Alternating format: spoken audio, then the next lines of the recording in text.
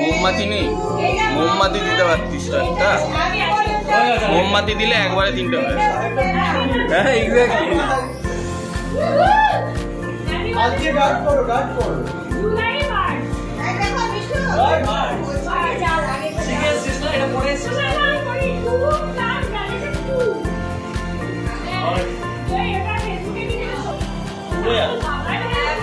কাট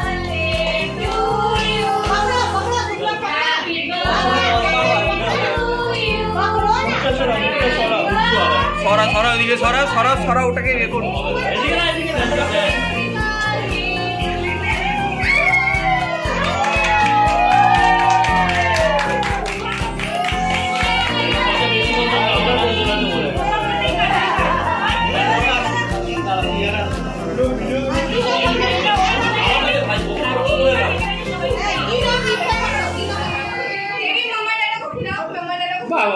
এই তো good good good.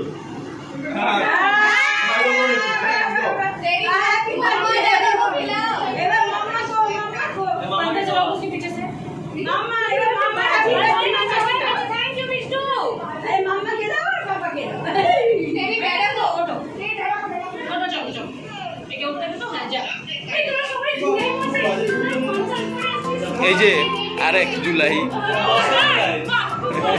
সব July.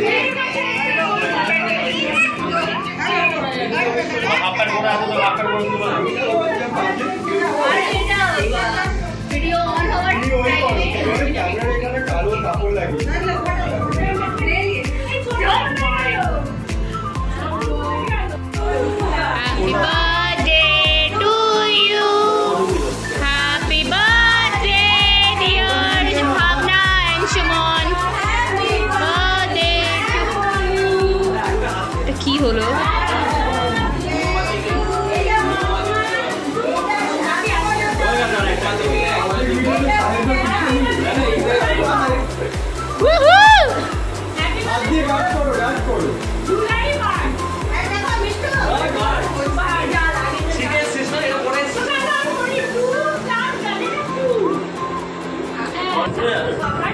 Happy birthday to you.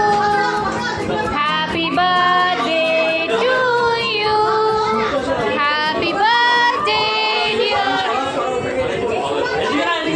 Happy birthday to you. Woo! Wrong motion. Yay!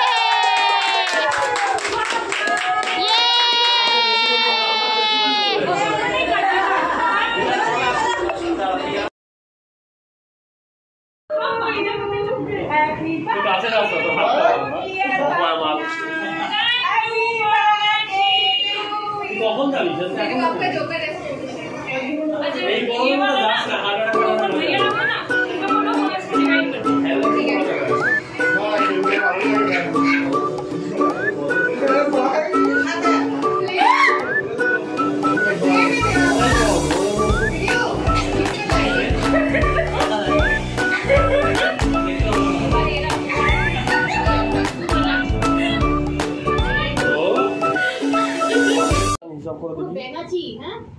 একদিনে north মারবো আর একদিনে সাউথ পুরো, ঠিক আছে?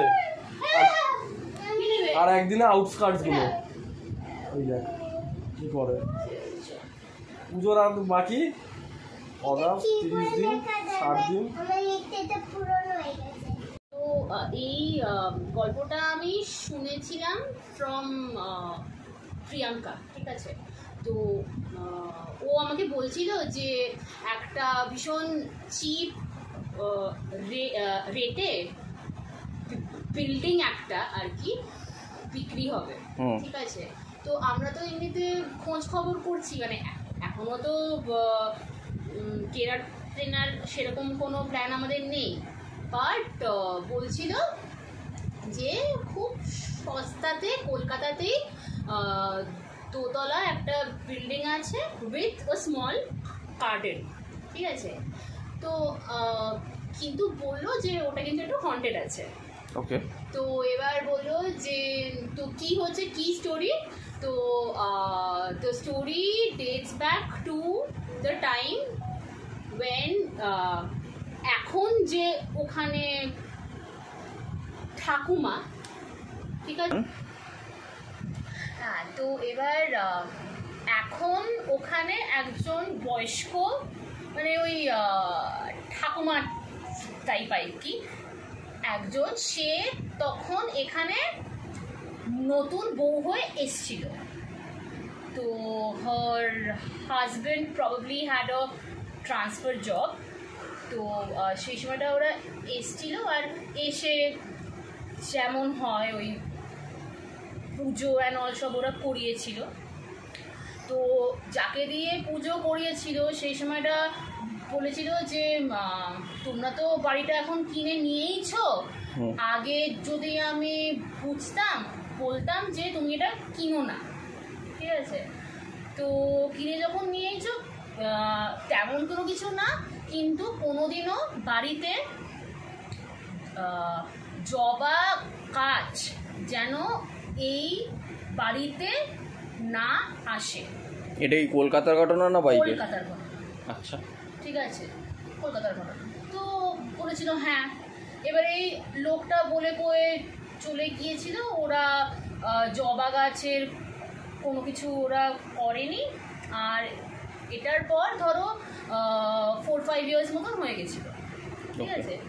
এবার তখনকার দিনে ফুল টুল তো রোজ এমনিতেই ইউজ হতো, আর ওদের বাড়িতে কালী ছিল, ঠিক আছে। তো জবা ফুলটা এমনিতে ইউজ ওদেরকে করতে হতো, কালী পুজোতে ইউজ হতো। মানে শুধু জবা ফুলটা কেনার জন্য অনেক দূর অবধি ওদেরকে গিয়ে ওটা আনতে হতো।